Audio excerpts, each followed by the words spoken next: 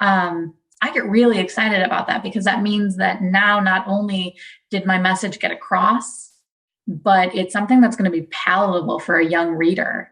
And that means that you're going to start to see impact. Because if they get it and if they can put it all together, then just maybe one person gains something. Because I saw you have illustrations in your books as well. Yeah. Yeah. And that's, probably a close second is the illustrations. I love finding illustrators and working with them and really being intentional about what images we put with our words. So in a couple of our more our newer titles, we got really intentional, starting with the second one, but then really getting even better than the last couple of years. Well, hi, everybody. Today's guest is Christine Reynebeau. Christine is the founder and CEO of DreamBuild Book, an independent children's book publishing company dedicated to providing books that tackle big topics. Christine has been publishing since 2014 with 8 titles currently available to families. In 2020, Christine's title Home received an honorable mention in the Purple Dragonfly Children's Book Awards. Her newest title, Value What's Within, Mo and Ollie Explore Body Diversity, was released in July of 2021. And if you're wondering why we're talking about kids' books, you'll find out. Welcome to the show, Christine. Hi, thank you so much for having me. Awesome. Listen, Christine, tell us about yourself. Who are you? Because we're talking children's books a little bit, but we also talk a little bit about other things that are related to why you're writing. But who are you? Yeah, so I am, I'm a young professional who started off her career working with kids. So I started off, in teen programming, and I worked with a lot of kids who didn't always necessarily have a strong adult figure in their life. And that kind of became myself and my team that worked with them. So I started publishing books when I realized I had the opportunity to really send some messages out to young people at a really early age and start to tackle some of these tougher topics that they may not be getting at home, or, if a parent hasn't already learned the lesson themselves, helping those parents to start those conversations. So I started doing that back in 2014. And I started off with a vanity press and didn't really enjoy the experience I was having. So I decided I wanted to do more.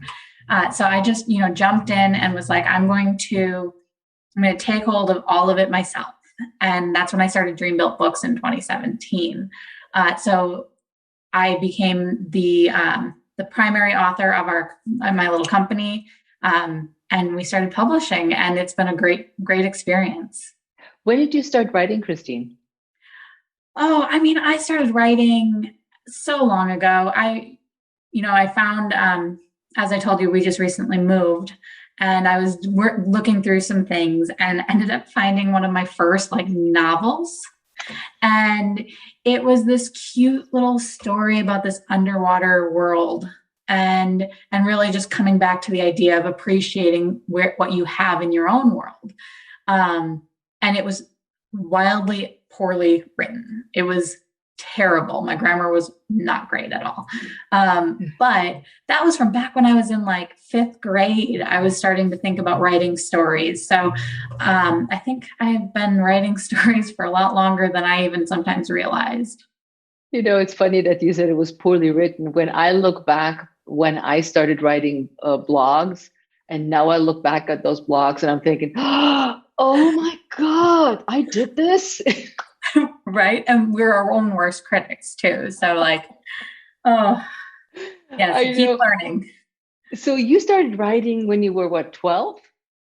Yeah, loosely. It was the same writing that I feel like most young people do, of trying to tell stories about the world you see around you. Yep. Now, this is a question that I'm maybe a little bit late, but what are you most passionate about when it comes to writing? So I'm passionate about the lessons that I'm teaching. So I get really excited when I'm able to share, it's one of these big lessons. So, we tackle things like intuition, the newest one is body diversity. We handled grief at one point.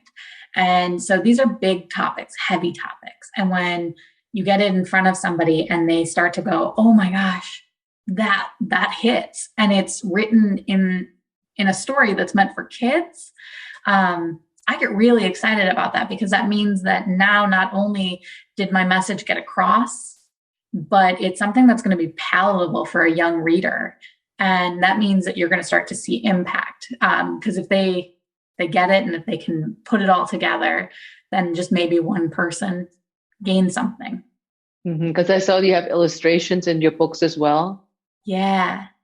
And that's, probably a close second is the illustrations. I love finding illustrators and working with them and really being intentional about what images we put with our words. So in a couple of our more, our newer titles, we got really intentional, starting with the second one, but then really getting even better than the last couple of years of really trying to show as many types of kids and families as we can in our books, so that every kid who picks up a book can find themselves in one of our books.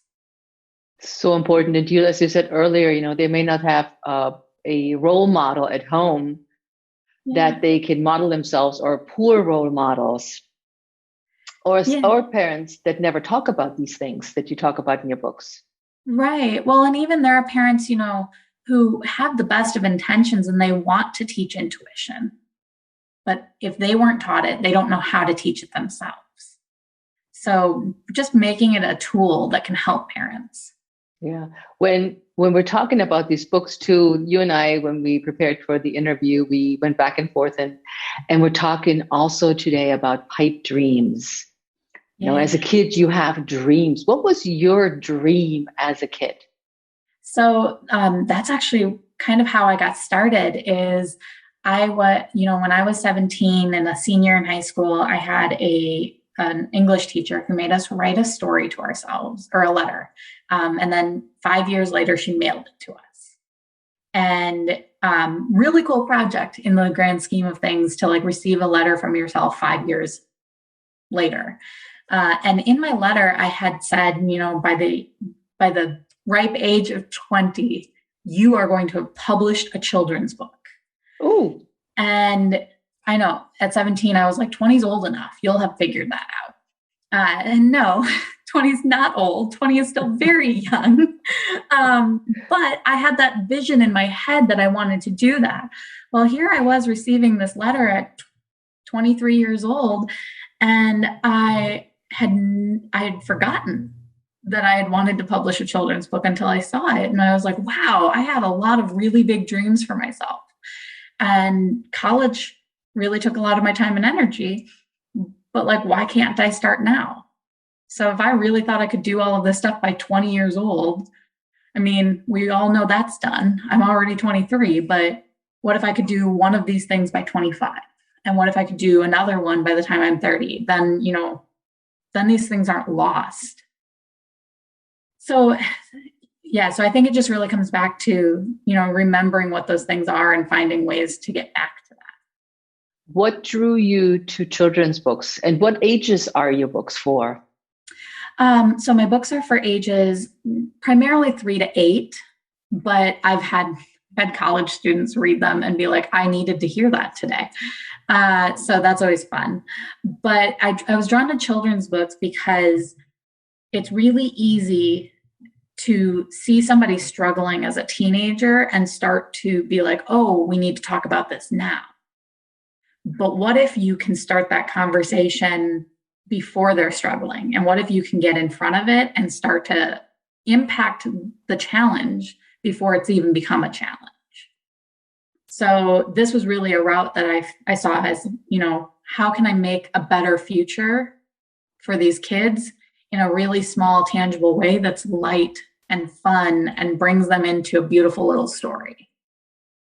That's wonderful, because as our each group on the podcast is over 50, so there's probably a bunch of grandmas out there who are like, oh, children's books. And so if you've been scratching your head why I have Christine on, that's not the only reason. But it's to learn these lessons, or perhaps to share a book that she's written with your grandkids or future grandkids as we're going down to realizing our dreams. Now, when you're thinking about the pipe dream, are there limiting beliefs around how to reach your pipe dream?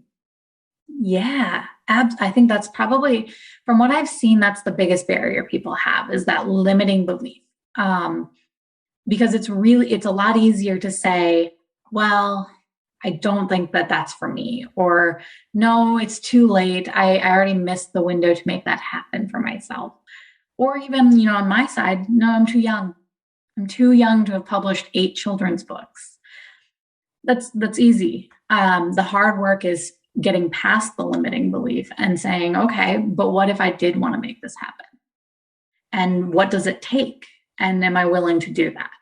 So, really, really evaluating that for yourself and being brave enough to say, it's not too early, it's not too late. There's never going to be a right time or a right scenario to chase down something you've always wanted.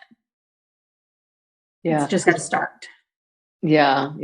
And that's, I think, the hardest part for many people is just to start, because many of us feel stupid, or who am I to write a book? Yeah. So you're familiar with Reels, I'm sure, on Instagram. Yeah. So I recently did one where it was talking about that imposter syndrome. So I get asked that a lot too, where people are like, so how did you get past imposter syndrome and know that like you could be a published author? And it wasn't until probably book 5, I had 4 other books on the market and selling. And I was still struggling to tell people I'm a published author. I publish children's books. But there was a certain turning point where somebody else introduced me as a published author, and somebody else recognized that this is something that I do. This is part of my career. And all of a sudden I heard it. And I was like, you're right. I am a published author. I can take that title. There aren't qualifications assigned to who gets to be a published author anymore. And that's beautiful. We all can be. And so, imposter syndrome is really hard, but everybody's got a story to tell. Yeah. Do you think there's a negative connotation around the pipe dream? Because when you look up pipe dream on Google, it's an unattainable or fanciful hope or plan. Yeah, no, that does have a negative connotation. As you read that off, that makes it seem like it's something that you can't have. So in that, you said unattainable. Yep. So that's looking at this thing that you've always wanted and saying, it's not for me. It's not something I can do. And I like thinking about it, as something that is possible. So why not reach for it? What is there to lose by trying? Good point. Did you have one of those hurdles that you had to jump over? Oh, I had so many hurdles. Give us one big one. Yeah. Or 2 if you want to. Yeah, the biggest one. So because I started with a vanity press, I was starting with a company that, really what they did was they paid to produce the book. So I gave them, or they didn't pay, I paid. So I gave them money, they made my book happen. And then I had to do my marketing, my sales, my events, everything else other than making the physical product. Oh. And so, I decided one day with book number 2, like, okay, I'm really going to do some research, figure this out, and really start to push this forward. Because if I'm going to be a published author, I need to get my book out in front of people. And if I'm going to make an impact, I need to get my book in front of kids. So I started researching book festivals that had like access where you didn't have to be invited. And I found this book festival in New York, and I was so excited because they were like, all you got to do is send us 20 copies of your book. We'll put you in the new and upcoming authors, and, we'll showcase your book. And as your books sell, you'll get 20% of the profit from them. And I was like, sweet. best case scenario, right? I don't have to be present on site and I couldn't afford the trip to get there. They've got this whole new authors showcase. I couldn't have asked for a better situation. So I got all excited and get this all, the books put together, mailed out to them. And they're communicating back and forth with me as things are getting set up. And all of a sudden, the book festival happens. And a week later, I don't hear anything. And then another week later, I don't hear anything. And eventually, what ended up happening is they said, we had some faulty technology and we weren't actually able to sell any of your books. And I was like, okay, but so I sent you return packaging. Where is it? And like, can you send me the books back?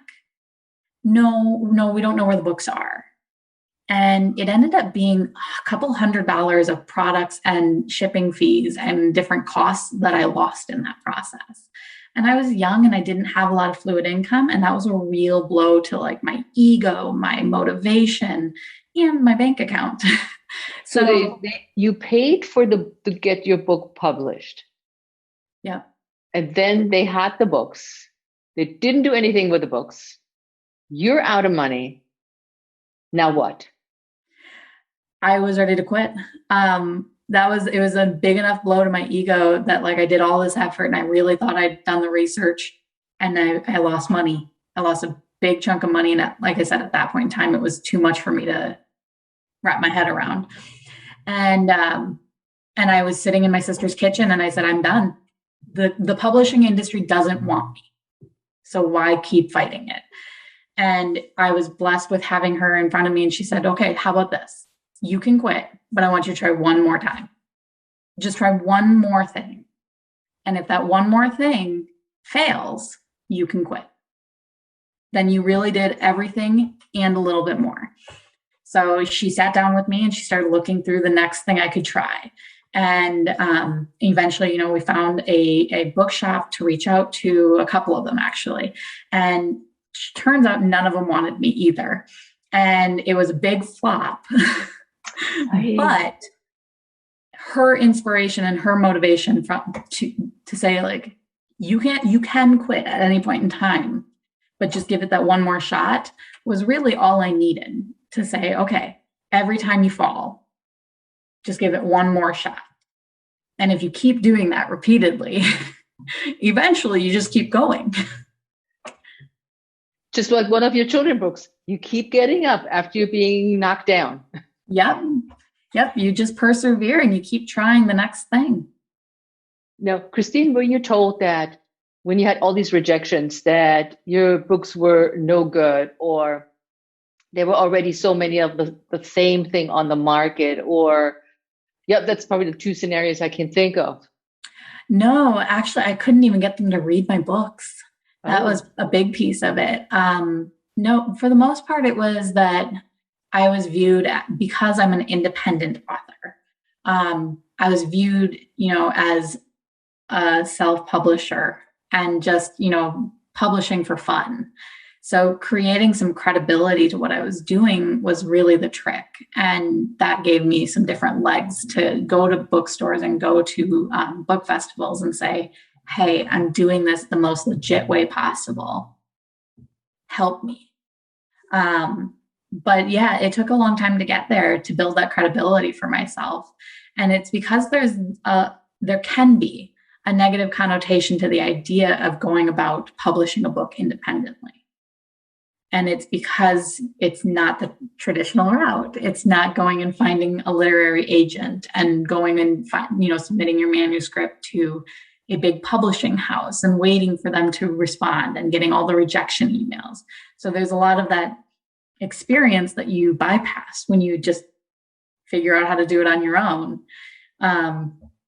But it's a good route to go if you're ready to do some work, and you just got to know you got to fight for your credibility then. Yeah, I think so. You're following your pipe dream and you're like, I'm not going to be deterred. Thanks to your sister, I have a great product. I'm a professional writer. I'm not just writing because I got nothing else to do on the weekends. Yeah. And I have a product that I stand behind it. Like your latest book, Value What's Within, Explore Body Diversity. What struck that idea to tackle that topic? Oh my gosh, every life. So I'm always struggling with my own body positivity and my own, appreciation for the skin that I'm in. And I've spent my whole life struggling with that. And I know that I'm not alone. So the more I started to talk to people about that and learn about body diversity and body biases, the more intriguing it became because body biases affect people's health care. It affects people's ability to get promotions. It affects people's social lives. The list kind of keeps going on and on. And really, what it all comes down to is people making assumptions based on the outward appearance of your body as to what you are or are not capable of. And therefore, in the medical world, people get misdiagnosed because they assume it has something to do with their weight. People don't get promotions because they assume that they're lazy. People, have issues in social settings because they don't look exactly the same as the other people in the crowd. So when I started thinking about turning this into a book, I wanted to start the message of let's look deeper and let's start that conversation young with kids about looking at each other's bodies. And, a lot of books out there talk about how to appreciate your own body. Mm-hmm. But a big piece of appreciating your own body is not feeling that judgment from the outside world looking back at you saying you're wrong and something about your body is incorrect. So when you can start that conversation saying, let's look at everyone and assume that their bodies are perfect just the way they are. And if we can start there and we can assume that everyone is capable of really cool things, then we remove some of that shame and that judgment and that guilt that most people have felt at some point in their lives regarding their own body. Perfect. This is a perfect segue into our women over 50 and what we're experiencing and body shaming and ageism and all these things that we know are just not true. And somebody made them up and somebody followed up on that. And if we're not looking like a Barbie and don't have those measurements, we're not beautiful. And we have to be a certain weight, a certain color type, a certain hair type, a certain makeups. If you don't wear that certain T-shirt, then you are not part of the group. And you're right. All these things start when you're little and they don't seem to die down. And right now, since the #MeToo movement, we, especially as women, have been fighting against the stigmatism that we've been exposed to and had to live through. And having a book that talks about, what, my body is cool the way it is. There's nothing wrong with me is so needed. Yeah. Well, and actually, too, you make a good point. So, a lot of the time when we talk about body positivity, body diversity, and body biases, we talk about women because women take a huge brunt of the hit. But that's where we also took a really intentional approach with the book and we changed the conversation to talk about it with a little boy as the main character and having him learn everybody is perfect and shows up on this world great, just the way it is. So, a mantra that I've really tried to focus on as I've been working on this book and getting it out and talking to people about it is that you showed up to this world perfect, just the way you are. Everything extra that you continue to grow and build upon and change, like improve your own life, that's extra. Yeah. But you showed up perfect. And so if we can start that conversation and include everybody in that dialogue, including our young men, then we get to make more of an impact and see more of a change. Yeah, and I think also now that we're addressing more of across different genders and gender preferences, this is also, I think in any way, no matter how you look at it, a good start for little people to say, it doesn't matter what he or she believes or what their body looks like and what they chose to be like. They're just perfect the way they chose to be maybe at some point and said, I want to be a boy instead of a girl or whatever it may be. Right, absolutely. It's removing the concept that there is a right and wrong way to exist in this world. There Yeah. isn't. There isn't. Being a human is really hard every day. Let's not make it hard. Oh my God, yes, right. We don't need to make it harder. We need to be kinder to each other Yeah. and support each other. And it's like you've been supported in publishing all your books. And when I put my notes together for our talk, is where you said that the people that are most successful, as you know, of in reaching their goals or reaching their pipe dreams are authors. Why is that? I'm sorry, can you say that again? You said in one of your notes that you believe that the people that are most successful with following their pipe dreams or their goals are authors. Why do you believe that they're potentially more successful than other people that are not writers? Oh, I don't know. I don't know what I was writing when I wrote that, because I don't know that that's necessarily true. I think anybody who's willing to chase down and fight through the noise to make their dream a reality, I think they're going to find success. If you're persistent and willing to keep fighting for what you believe in and what you want for yourself, that's what it takes to get to that success level. And I don't think that's limited to writers. I think that, look at anybody who's trying to make something bigger for themselves. There's noise that they're fighting their way through, and they're trying to be heard and to be seen. And in a world right now where it's loud and it's noisy with information coming from every different angle, there's a lot to cut through. Yeah. I thought that maybe the idea behind it was something along the lines that you just write from your heart and you get all the stuff off your soul and just lay it out there. I mean, that is part of being a writer. It's a very vulnerable type of dream to chase down. No, Christine, do you have a writing ritual? I don't. I'm one of those writers who it's a little frustrating, but I can't write until the story is present. And so, and I don't know how to make the story become present other than to keep doing things. So people will be like, "Are you working on your next book?" And I'm like, I mean, yes, but it didn't show up yet. Mm-hmm. So inconveniently, I will suddenly be driving in my car or I'll be like on a run and I will see something.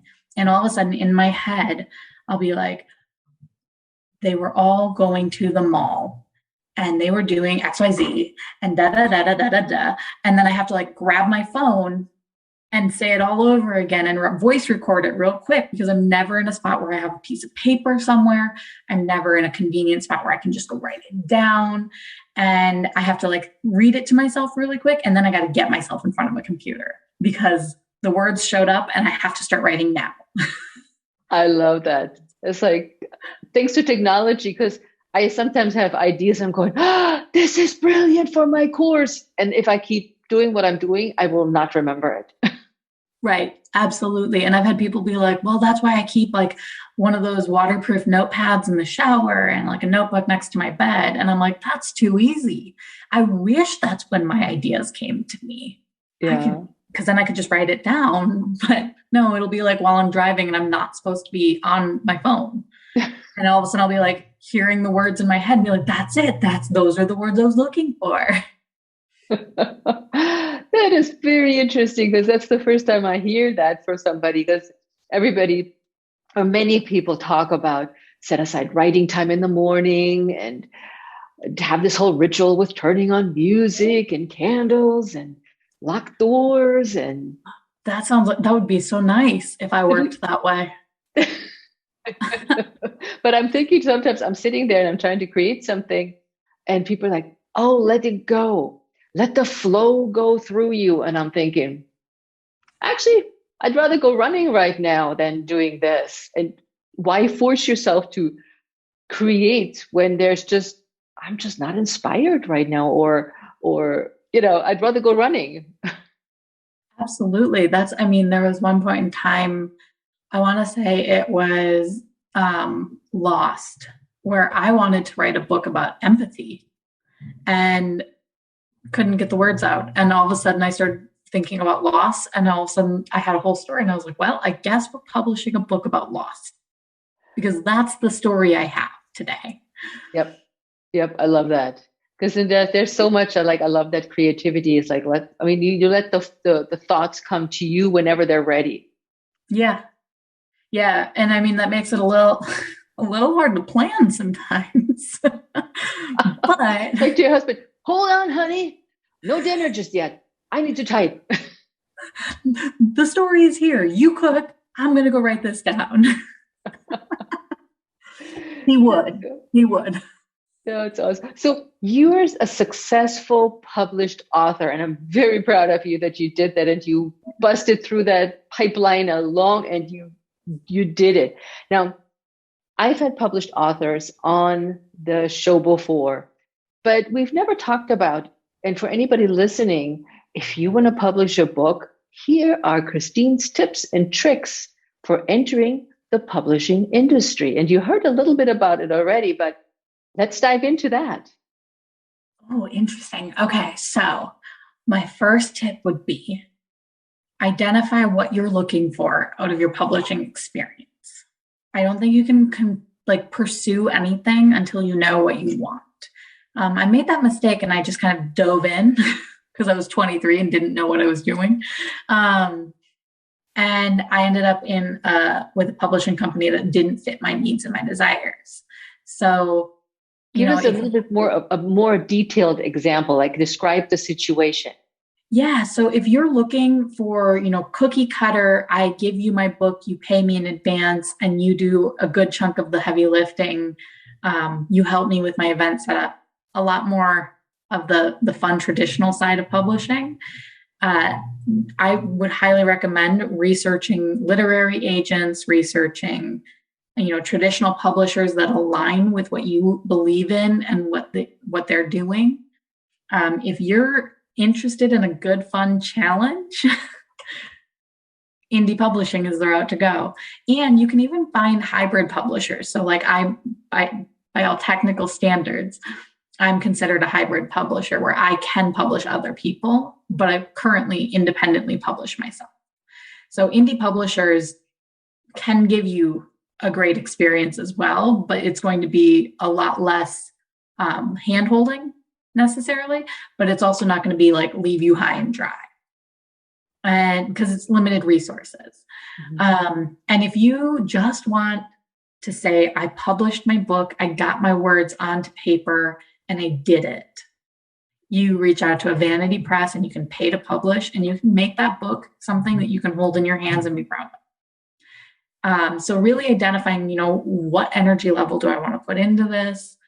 What do I want out of it? I wanted a business. I wanted to be able to do this and really make something of it. So I went indie, and I wanted to control my message and my content and everything.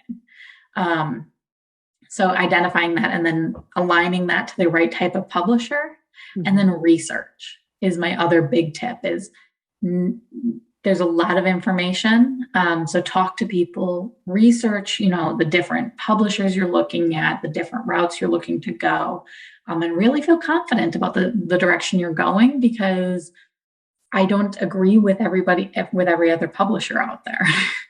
And I wouldn't want to publish my children's book with every publisher. Mm-hmm. So knowing what their mission is, knowing what they stand behind and how they pick their books, and making sure that aligns with what you stand for. And I'm sure if they publish for you, they take a big chunk of the revenue. Yeah, absolutely. Yeah, because there's a lot of work that goes on behind the scenes before it ever gets into a customer's hands. And so, like any business, they've got to be able to pay their bills. So yeah, you'll end up with, if the money piece isn't a huge part of it for you, there's different routes that can help to make sure, the book is out there, they're selling it, but you're not making a huge amount per book. And indie publishing, you end up doing a lot more work, but you get a higher royalty usually. So it's really just a trade-off in any which direction. There's not a right way to publish a book, in my opinion. There's just a right way for you. So figuring out what that is first. So do you write your book or publish your book on demand? I do, yes. So I dual print my books so that they're accessible in a few different ways. And I've now dove into having hardcover books because I really wanted to have that durability of the book. So I do print on demand. What I like about doing that is that I can keep as much inventory on stock at any point in time that I want.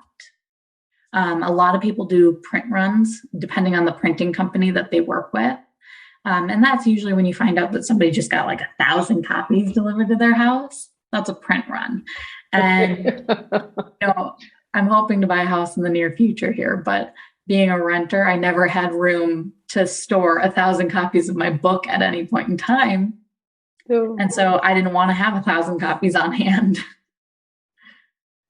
So your books are also on Amazon, right? Yes. So do you do audio as well?